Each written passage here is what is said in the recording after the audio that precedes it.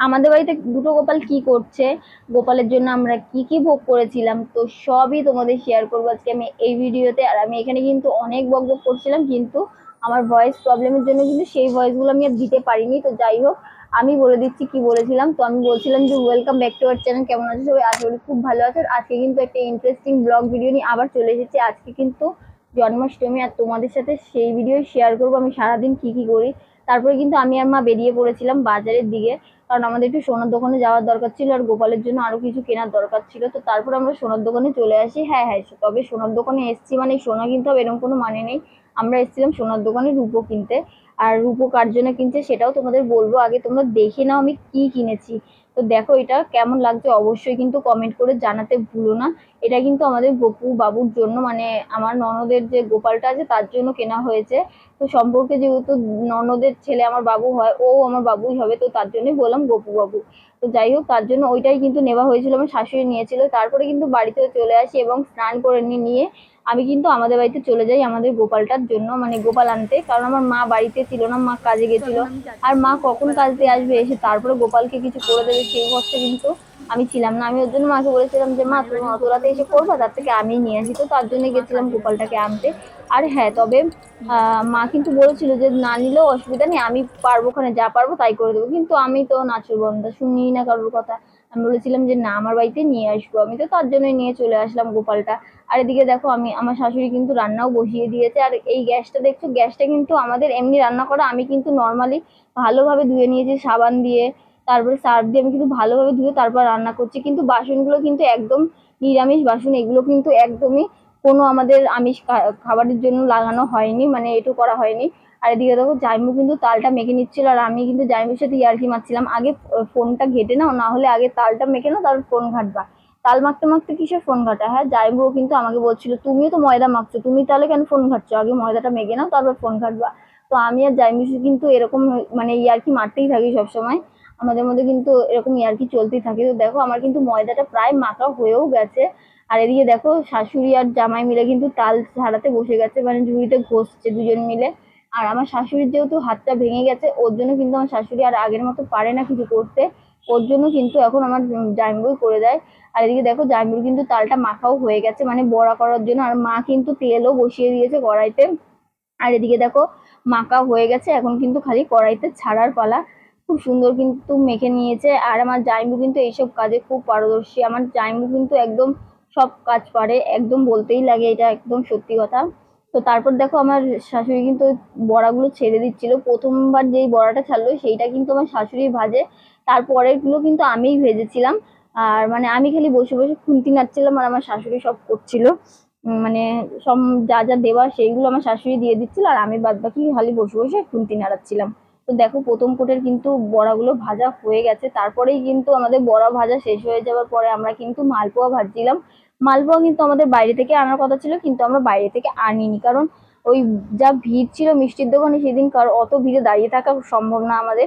তার জন্য আমরা ভাবলাম যে তাল যখন আছেই তখন বাড়িতেই বানিয়ে নেবো। তো তার জন্যই কিন্তু আমরা বাড়িতেই বানিয়ে নিয়েছি, আর খেতেও কিন্তু খুব টেস্ট হয়েছিল। আর এদিকে দেখো আমার শাশুড়ি কিন্তু নারকেলটা ভাঙতেই পারছিল না, তাই হাতুড়ি দিয়ে লাস্টে ট্রাই করে ভেঙেছে। তো তারপরে দেখো আমি যে ময়দাটা মেখে রেখেছিলাম সেটা দিয়ে কিন্তু আমার শাশুড়ি এখন লুচি বেলে দিচ্ছে, আর আমি কিন্তু এদিকে লুচি ভাজছি। মানে আমি বলছিলাম না তোমাদের, হাফ কাজ আমার শাশুড়ি করেছে হাফ কাজ আমি করেছি, এরকম ভাবেই আমরা কিন্তু কাজ করে থাকি সব সময়, শুধু পুজো আচ্ছা বলে না। আর একটা কথা আমি তোমাদের বলছি, আমি জানি না এটা কেন হয়, যে মানে কখনো যদি কোনো ঠাকুরের কাজের জন্য লুচি ভাজা হয় না, সেই লুচিটা কখনোই লাল হয় না, সবসময় সাদা থাকে। কেন থাকে আমি জানি না এই কারণটা। তো তোমরা যদি কেউ জেনে থাকো অবশ্যই আমাকে কমেন্ট করো, অবশ্যই জানিও। আমার কিন্তু খুব জানার ইচ্ছা। তারপরে দেখো সুজি বসিয়ে দিয়েছে আমার শাশুড়ি, কিন্তু বসিয়ে দিয়েছে, আমি খালি নাড়াচাড়া করছিলাম। তোমরা তো বললামই প্রথমে যে আমি খালি বসে বসে নাড়াচাড়াই করছিলাম, আর এটাই হচ্ছে আমার কাজ। তো এইদিকে দেখো তারপরে কিন্তু নারকেলে গুড় মাখিয়ে রেখেছিলাম, সেটাই কিন্তু এখন নাড়ুর জন্য ভেজে, মানে ভালো করে ইয়ে করে নিচ্ছি, ভেজে নিচ্ছি।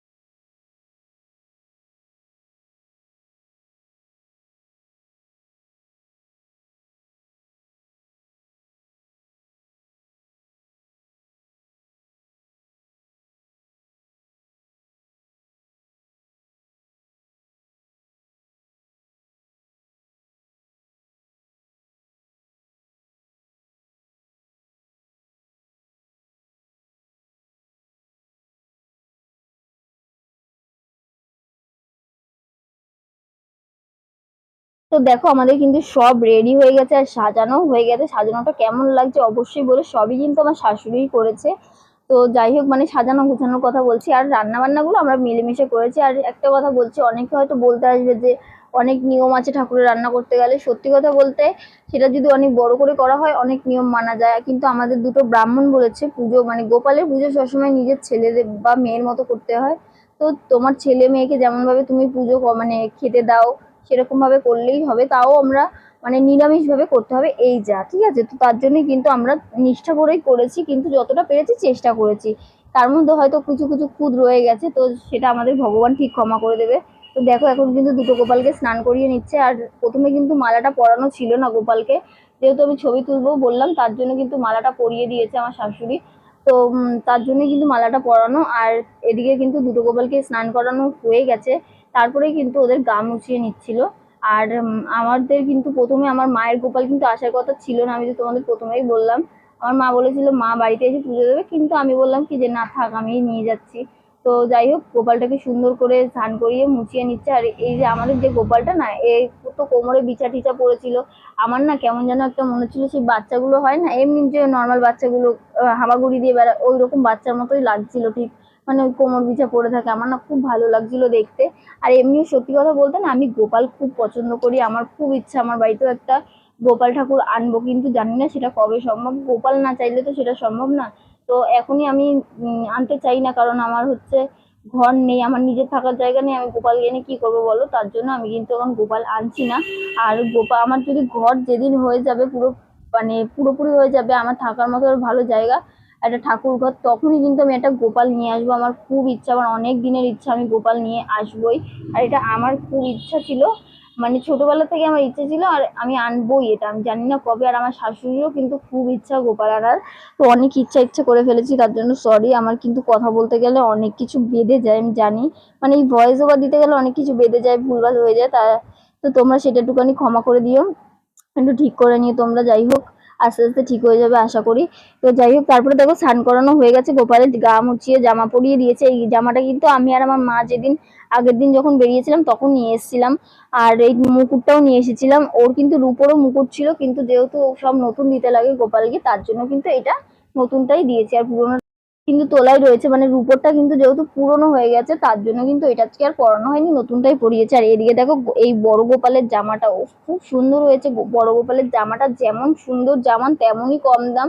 হ্যাঁ, অনেকেই বিশ্বাস করবে না, তো তোমরা এটা কমেন্ট করো আমাকে যে জামাটার দাম কত নিয়েছে। আমি তোমাদের সঠিক বলতে পারবে তাকে কিন্তু আমি অবশ্যই রিপ্লাই দেবো। আর হ্যাঁ, আমার রিপ্লাইয়ের কেউ অপেক্ষা করে না আমি জানি, আর কেউ আমাকে কমেন্টও করে না, কিন্তু তারপরেও তোমরা যদি পারো এই জামাটার দাম বলতে, তোমরা গেস করো, করে আমাকে কমেন্ট করো, আমি অবশ্যই তোমাদের উত্তর দেবো যে কত নিয়েছে। তো যাই হোক, তারপরে কিন্তু আমার শাশুড়ি ওই অষ্টতর শতনাম পড়লো। তারপর কিন্তু আমাদের পুজো শেষ, আমি কিন্তু সারাদিন না খেয়েছিলাম, এখন কিন্তু খুব ক্লান্ত, খিদেও পেয়ে গেছে। তো আজকের ভিডিওটা কেমন লাগলো অবশ্যই জানিও, ভালো লাগলে like comment share and subscribe.